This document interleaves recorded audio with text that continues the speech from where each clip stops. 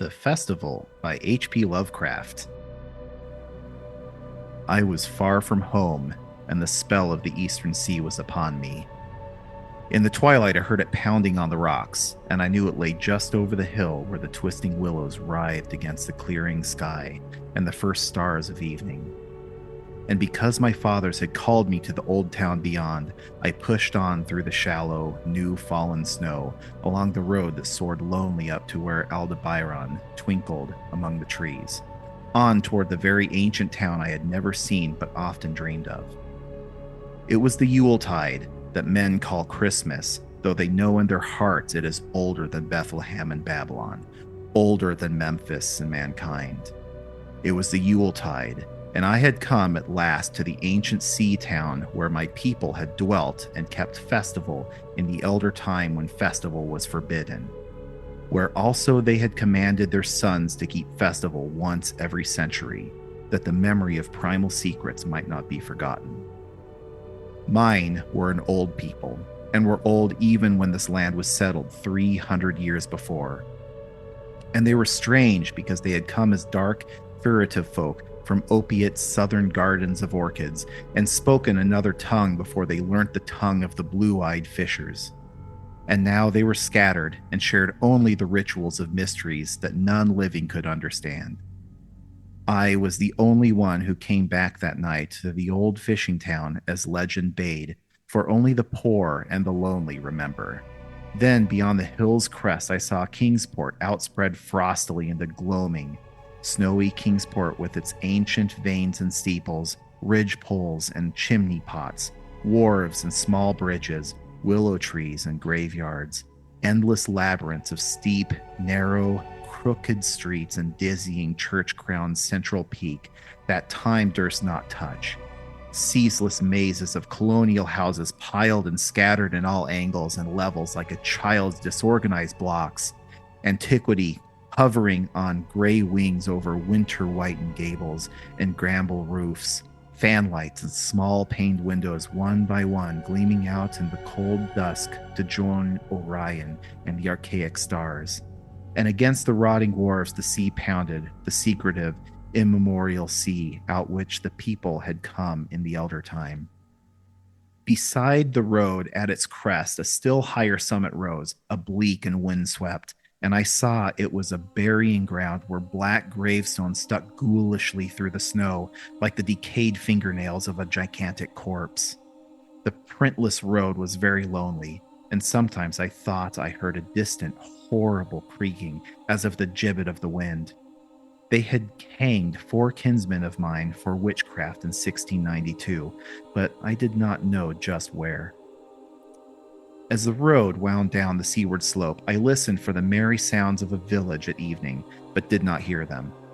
Then I thought of the season and felt that these old Puritan folk might well have Christmas customs strange to me and full of silent hearthside prayer. So after that, I did not listen for merriment or look around for wayfarers, but kept on down past the hushed lighted farmhouses and shadowy stone walls to where the signs of ancient shops and sea taverns creaked in the salt breeze, and the grotesque knockers of pillared doorways glistened along deserted, unpaved lanes in the light of little curtained windows. I have seen maps of the town and knew where to find the home of my people. It was told that I should be known and welcomed, for village legend lives long, so I hastened through the Black Creek to Circle Court and across the fresh snow on the one full flagstone pavement in the town to where Green Lane leads off behind the market house. The full map still held good, and I had no trouble, though at Arkham they must have lied when they said the trolleys ran to this place, since I saw not a wire overhead. Snow would have hid the rails in any case. I was glad I had chosen to walk, for the white village had seemed very beautiful from one hill, and now I was eager to knock at the door of my people, the 7th house on the left in Green Lane, where an ancient peaked roof and jutted second story, all built before 1650. There were lights inside the house when I came upon it, and I saw from the diamond panes that it must have been kept very close to its antique state.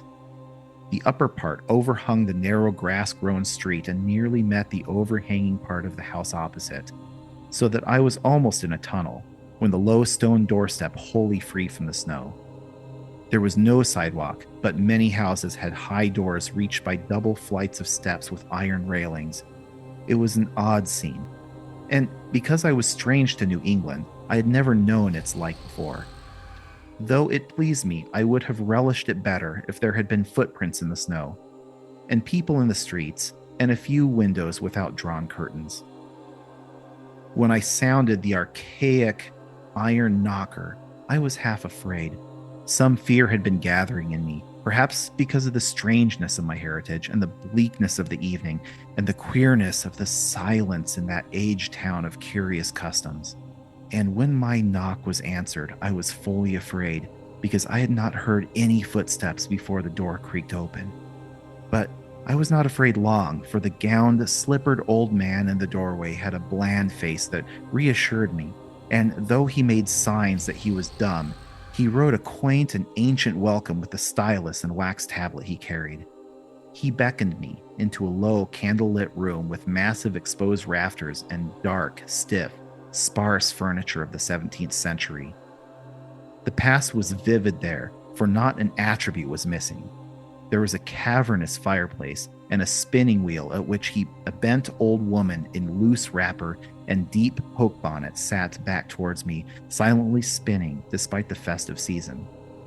An indefinite dampness seemed upon the place, and I marveled that no fire should be blazing. The high-backed settle faced the row of curtained windows at the left and seemed to be occupied, though I was not sure. I did not like everything about what I saw, and felt again the fear I had. This fear grew stronger from what had before lessened it, for the more I looked at the old man's bland face, the more its very blandness terrified me. The eyes never moved, and the skin was too like wax. Finally, I was sure it was not a face at all, but a fiendishly cunning mask. But the flabby hands, curiously gloved, wrote genially on the tablet and told me I must wait a while before I could be led to the place of festival.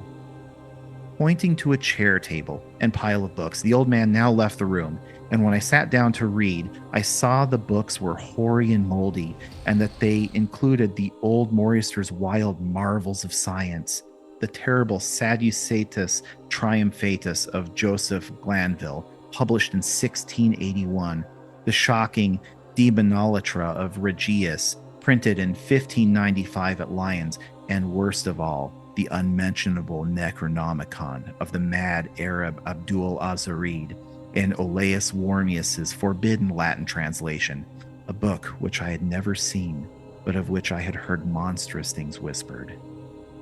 No one spoke to me, but I could hear the creaking of signs in the wind outside and the whir of the wheel as the bonneted old woman continued her silent spinning. I thought the room and the books and the people very morbid and disquieting, but because an old tradition of my father's had summoned me to strange feastings, I resolved to expect queer things. So I tried to read, and soon became tremblingly absorbed by something I found in that accursed Necronomicon, a thought and a legend too hideous for sanity or consciousness. But I disliked it when I fancied I heard the closing of one of the windows that the settle faced, as if it had been stealthily opened. I had seemed to follow a whirring that was not of the old woman's spinning wheel. This was not much, though, for the old woman was spinning very hard, and that aged clock had been striking. After that, I lost the feeling that there were persons on the settle, and was reading intently and shudderingly when the old man came back, booted and dressed in a loose, antique costume, and sat down on that very bench so that I could not see him. It was certainly nervous waiting, and the blasphemous book in my hands made it doubly so. When 11 struck, however, the old man stood up, glided to a massive carved chest in a corner, and got 2 hooded cloaks, one of which he donned, and the other of which he draped around the old woman, who was ceasing her monotonous spinning. Then they started for the outer door, the woman lamely creeping, and the old man, ever picking up the very book I had been reading, beckoned me as he drew his hand over the unmoving face or mask.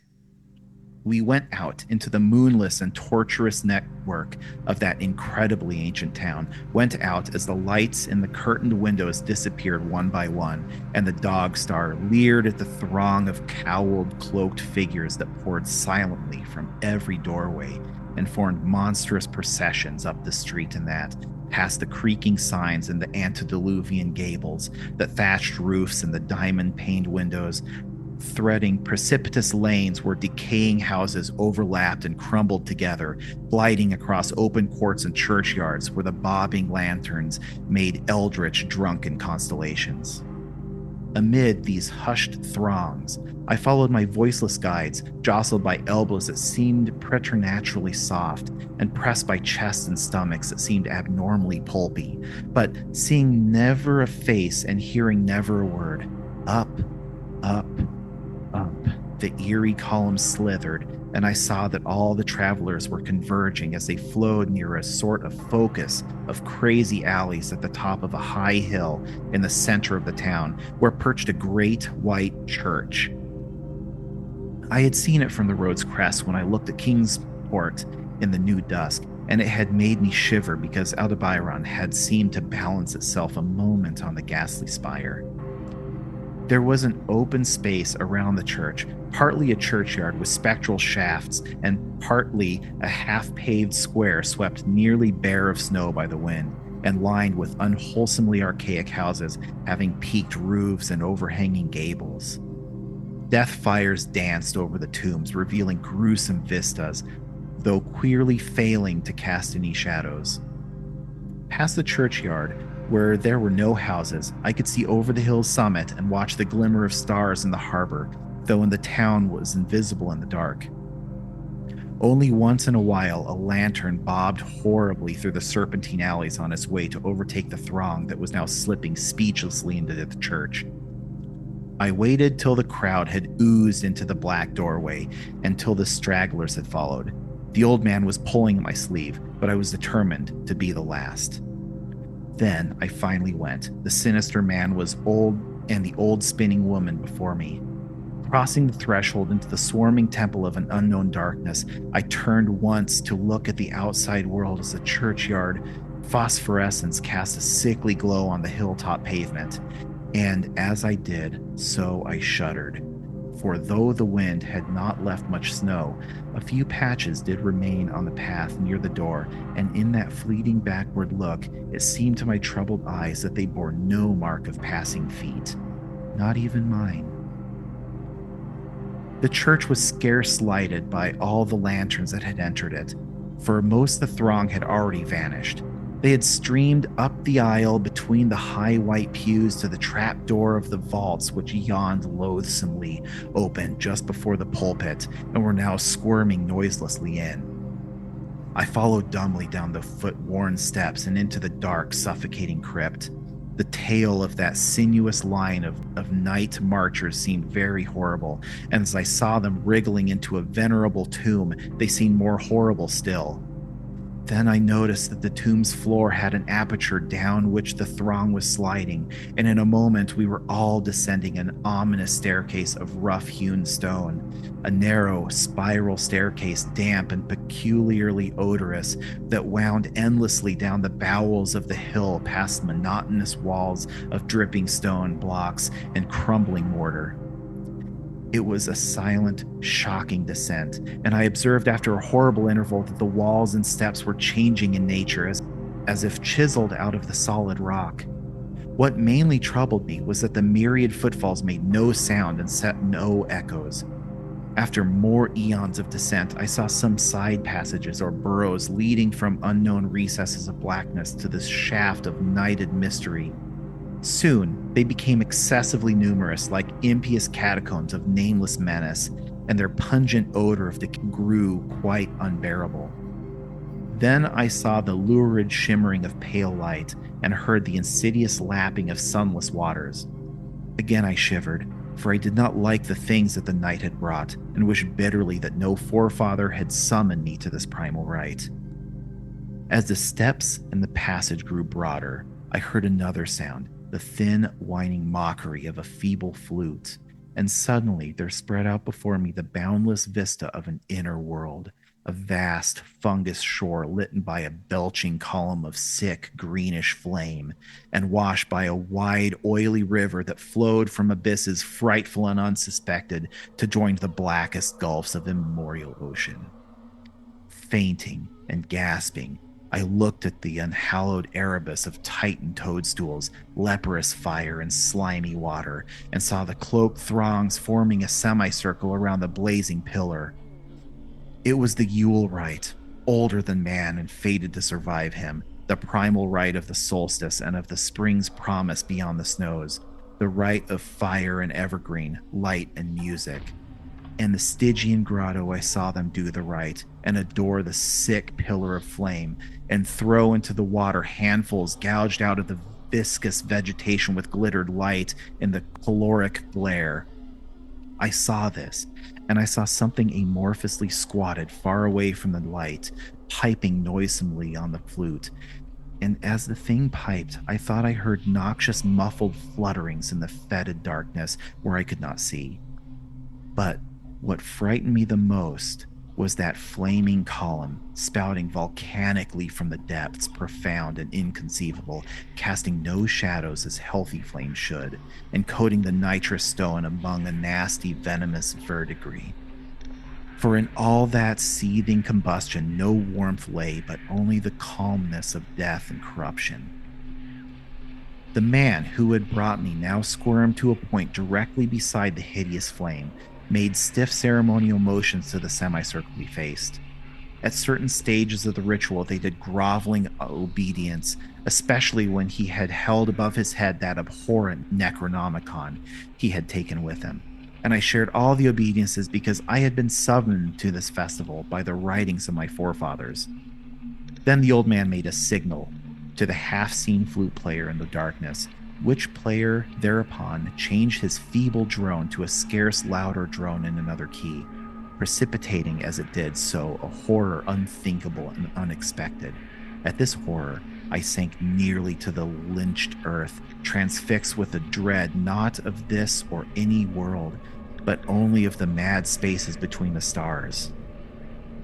Out of the unimaginable blackness beyond the gangrenous glare of the cold flame, out of the Tartarian leagues through which that oily river rolled uncanny, unheard, and unsuspected, there flopped rhythmically a horde of trained hybrid wings, things that no sound should ever wholly grasp, nor sound brain should ever wholly remember.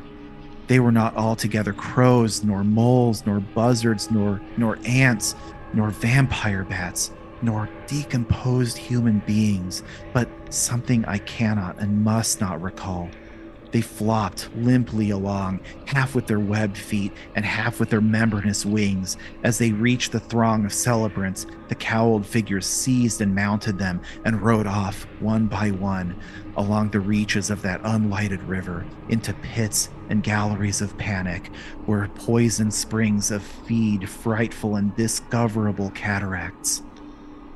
The old spinning woman had gone with the throng, and the old man remained only because I had refused when he motioned me to seize an animal and ride like the rest.